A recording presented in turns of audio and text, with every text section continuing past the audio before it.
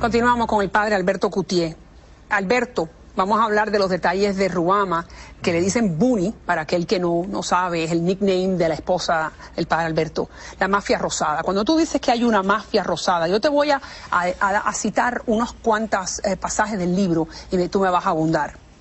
Tú dices, hay una política de don't ask, don't tell, que es la misma que tiene el ejército norteamericano con los homosexuales. No preguntes y no digas. Si tú no dices, yo no pregunto, y viceversa.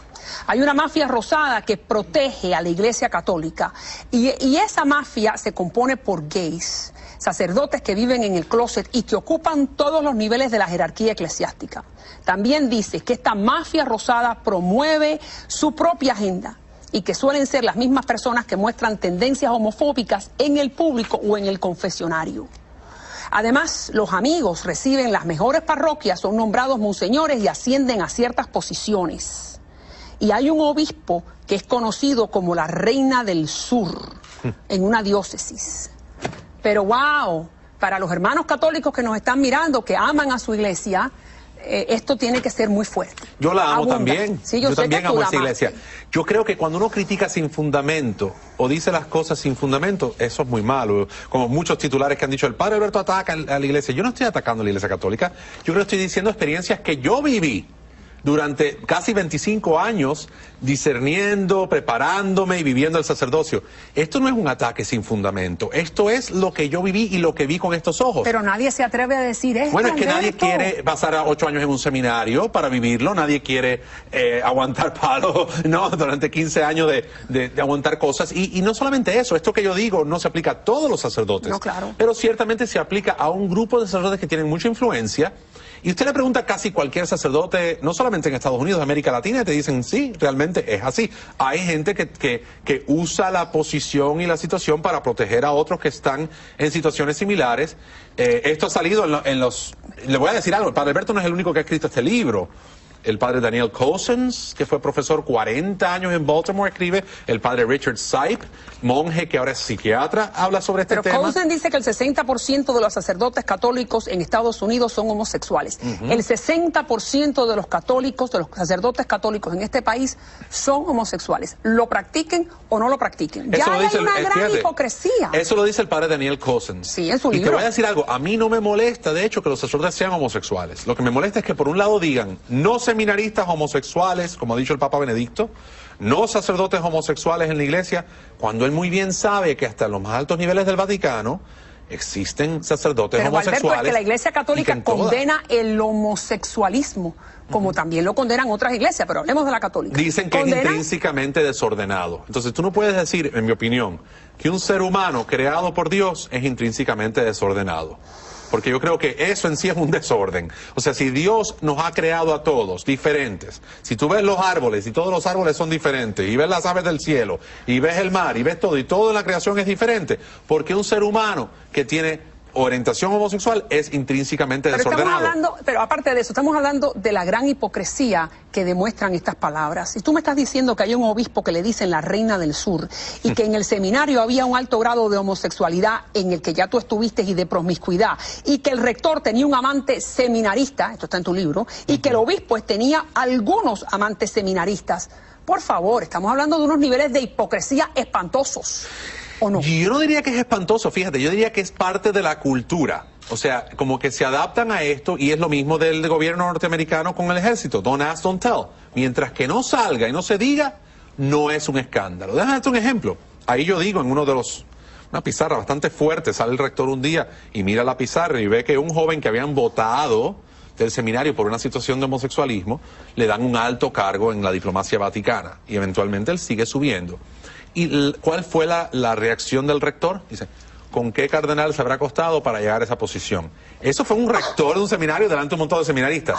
Es una frase muy fuerte. ¿Cómo? Espera, repítemela otra vez. ¿Con qué cardenal se habrá acostado para llegar a esa posición? Ese fue el rector del seminario mío, delante de un grupo de seminaristas que la mayoría somos sacerdotes hoy día. ¿Y qué tú pensaste en ese momento? No, gente, yo tenía 19, 20 años y decía, ¿qué está hablando él? No, para mí los cardenales no se acostaban con nadie, ¿no? Y para mí también. Y entonces eso era un poco doloroso. Doloroso para un hombre joven que tenía esta imagen idealista de la iglesia.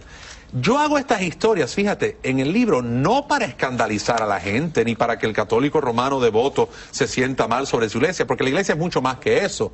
Y no tiene que ver también el Espíritu Santo que actúa a través de toda esta fragilidad humana. Claro. Y yo lo veo. Que tiene compasión de nosotros los pecadores. Exacto, pero yo creo que no conocer esas cosas es no conocer toda la historia. Y creo que es bueno que la gente sepa que un hombre dentro de una institución donde hay una serie de irregularidades comunes y aceptadas, uno empieza a sentirse como que, espérate, ¿dónde estoy yo metido? De hecho, hay muchos libros escritos sobre estos ex seminaristas, por ejemplo, que han escrito libros diciendo, por ejemplo, hay uno que se llama Goodbye Good Men, donde un seminarista dice, los hombres heterosexuales se sienten fuera de lugar en muchas órdenes religiosas y en muchos seminarios, porque lo que protege la iglesia es este tipo de comportamiento. Pero yo no fíjate estoy diciendo que eso sea en todas partes. Pero escucha lo que es acaba una de decir. realidad. Hay una discriminación por parte de los sacerdotes gays a los sacerdotes que no son gays. En algunas situaciones. ¿Y tú sentiste eso? Yo no sentí eso, fíjate. Yo sentí que los sacerdotes homosexuales o los seminaristas homosexuales eran mis compañeros, que tenían sus situaciones, que algunos de ellos siguen teniéndolas ahora como sacerdotes, y simplemente no viven esas situaciones. Pero tú me estás diciendo entonces que en este momento, en esta ciudad, hay sacerdotes católicos que eran amigos tuyos, que eran amigos, bueno, que eran cercanos porque estaban contigo en el mismo servicio, que tienen amantes hombres.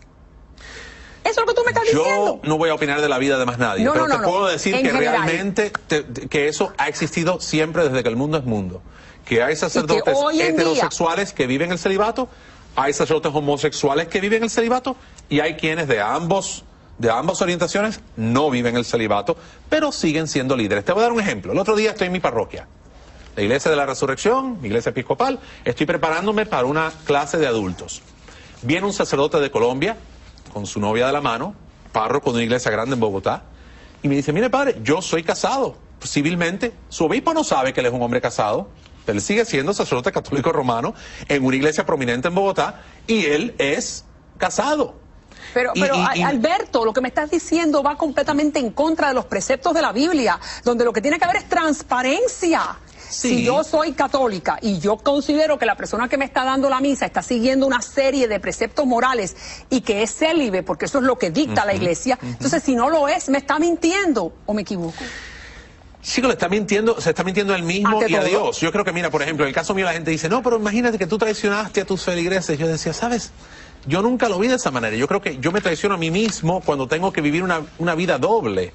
Cuando tú no puedes decir abiertamente, mira, yo estoy enamorado y quiero vivir. Lo único que yo lamento en todo este proceso, realmente, es no haber salido antes, que los paparazzi me vieron aquel día en la playa, a decirle a la gente, ¿saben qué? Yo estoy enamorado de esta mujer, yo ya no pienso que muchas de estas ideas, porque no era solamente el celibato, una serie de ideas. Yo no creo que una pareja que usa la píldora, o se atan los tubos, o hacen una vasectomía, o es divorciada, o están divorciados, que están cometiendo pecado mortal. Yo creo que hay gente que simplemente no cabe en ese cajón, pero siguen yendo ahí a la iglesia y comulgan.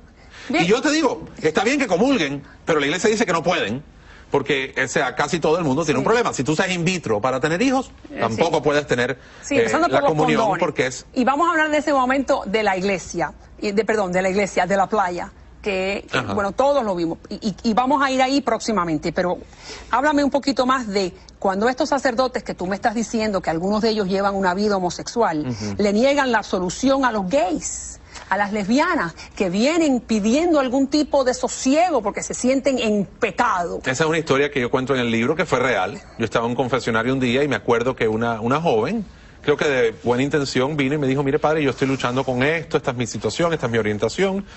Yo no la podía ver porque está al otro lado de la pantalla, pero me imagino que era una persona bastante joven, y me dice, yo me siento mal porque el padre tal me dijo que yo me voy al infierno, que estoy en pecado mortal, porque estoy muy mal, porque esta situación. La gente siempre dice, te voy a decir su versión, no estoy seguro que el padre le dijo eso, pero el padre más o menos le hizo entender a ella que tenía una situación muy grave y que no podía comulgar. Y cuando me preguntó a mí, y le digo, bueno, ¿y qué pasó? ¿Cómo fue que pasó esto? Porque empezó a llorar y eso. Le digo, pero porque era una ¿quién niña te gay dijo que esto? Se sentía lesbiana. Y sí, de repente me dijo el padre tal, y me dio el nombre del padre. Y de verdad, yo no le dije nada a ella. Pero yo por dentro, y lo cuento en el libro, me sentí tan mal porque ese padre tenía reputación de tener su pareja y de estar en otra situación de homosexualismo. Y decía yo, ¿cómo es que la misma gente, siendo homosexual dentro de la iglesia, discriminan tanto a estas personas que vienen buscando ayuda. O sea, y te voy a decir, hay algo maravilloso en ser episcopal, y te digo esto, que en nuestra iglesia hay gente ultra conservadora, hasta el punto que son hasta más conservadores que muchos católicos romanos, y hay gente ultra liberal, ¿no? Yo quisiera pensar que no soy ni de un extremo ni del otro, pero la realidad es que a todo el mundo se le acepta y se le respeta, y no se le impone ser algo que no son. Y si hay un sacerdote que es homosexual, se sabe que esta persona por lo menos se compromete o al celibato o a vivir en una pareja decentemente, y no hay esta promiscuidad de ir visitando los clubes gays. Porque hay que recordarle a los amigos que nos están mirando que los episcopales, la iglesia a la que pertenece Alberto ahora, permite que haya obispos gays, que haya... bueno, tenemos uno ahora que es abiertamente gay, y digo yo, bueno, ok, tienes uno que es abiertamente gay que lo dice, pero aquí tienes decenas de ellos que lo son y lo están enclosetados, ¿no? Así que, ¿cuál es la diferencia?